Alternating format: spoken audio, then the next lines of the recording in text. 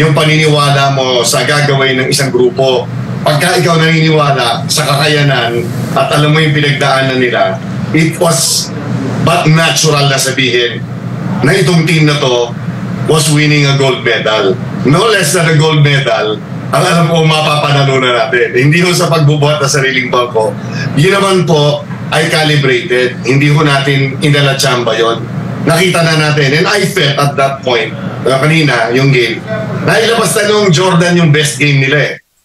Eh yung Pilipinas nga, as I said last night, the best was still to come. Oh. Kumbaga, the best is yet to come. And what a way for that to come. Ito yung nakakatuwa dito sa sa nangyari ito. Okay na, icing on the cake yan, di ba? Kung yan ay nagtapos lamang sa silver medal, parang matutuwa na tayo eh. Pero bakit ka pupunta sa isang laban, sa silver medal ang uuwi mo? Might as well go for it and win it all. At yan ang ginawa nitong mighty team na ito. Itong kumpanya na ito will go down as one of the best, no? Ang pagdating nila, imagine nyo, huli tayong nanalo ng medal o yung gold medal sa Asian Games. So, as way back in 1962. Napakatagal na pag-iintay nun. Kaya itong pagkakapanalo na ito ay panalo ng bawat Pilipino. Hindi po panalo ng iisa, pero ito po ay tagumpay nating lahat. Napakasarap.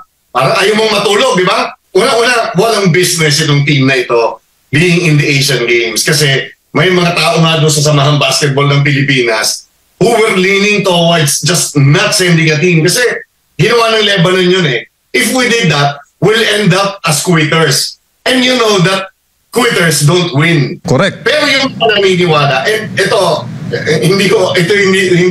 ako ho ay hindi bayaran ng kahit na anong kumpanya. Pero ako po sumasaludo kay Ginoong Ramon Ang at yung kanya pong korporasyon na nagbigay ng buhay.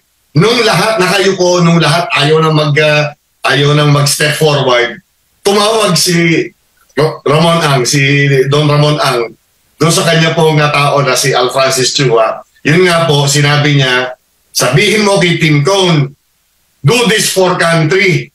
At yun na nag-set ng tone doon sa ating kampanya.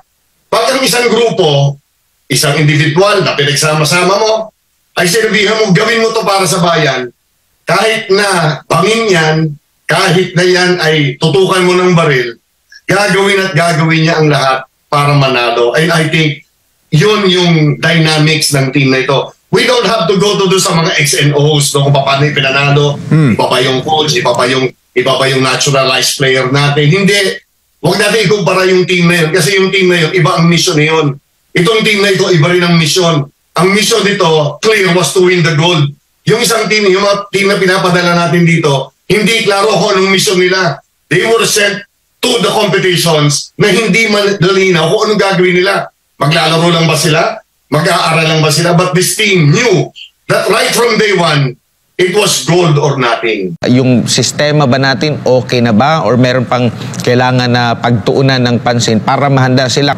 Well, yun ang magandang tanong. At yan ang tanong na ibabato natin sa kasulukuyang liderato ng Samahang Basketball ng Pilipinas. Unang-una, they will have to accept the fact that they bungled a national program.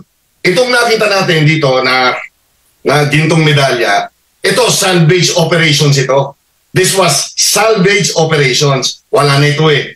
Saving grace ito ng Philippine basketball. But that doesn't mean yung reforms at ang sigaw natin sa pagbabago ay hindi magtutuloy.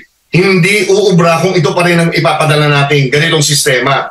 Ito is a one and done deal. Ibig sabihin, isang beses lang magaganap. Ang miracle of Hangzhou, China cannot be repeated. So we go back. Pagbalik dito, meeting ng SBP. Una-una, tanggalin ang mga dapat tanggalin. Kasi may mga tao dyan na hindi nararapat magpatakbo ng isang national program. Hindi ko na iisa-isahin pero alam niyo na kung sino na kayo. Magkaroon naman sana kayo ng dangal na kayo na mismo ang magsibaba at i-allow nyo na ang mga tunay na maaari magpatakbo ng ating national program ang malakad dito. Now, ang tanong sa mga players, we have enough players. Kasi ang next na nakaharap sa atin is the Olympic qualifying tournament. Lilinawin lang natin. Wala pong bearing sa Olympic qualifying tournament o sa Olympics, sa Paris Olympics, itong pagkakapanalo nito. This was for pride and joy dito sa Asia. Pero hindi ko kasama sa listahan ng mga tinatawag na Olympic qualifying tournaments o yung other qualifiers for the Olympics. Ang meron lang timbang ay yung FIBA World Cup. Kaya nga nagkahabol sana tayo na makapag-qualify sana sa pamamagitan ng mga panalo na hindi nangyari.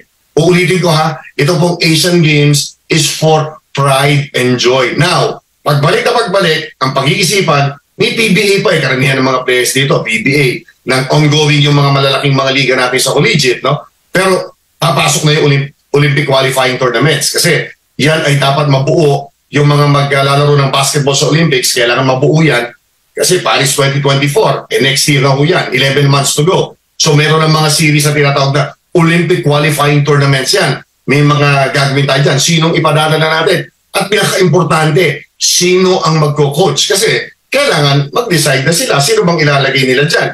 Si Coach Tim Cone ba na in-name as interim?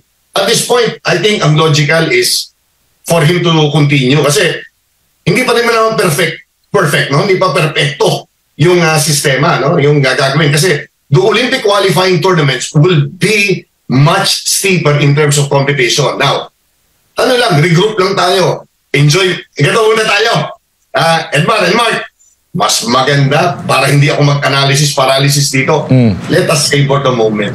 Enjoy na muna natin. Tapos, pagbalik, saka natin busisiin ano pang gagawin ng samahang basketball ng Pilipinas to ride on this momentum. Pero tonight, magdiwang muna tayo. Nararapat ay pagdiwang ang kabayanihan ng ating mga manlalaro sapagkat tinatunayan nila na we can still be the best in Asia if we put our minds, our heart, and our souls into it.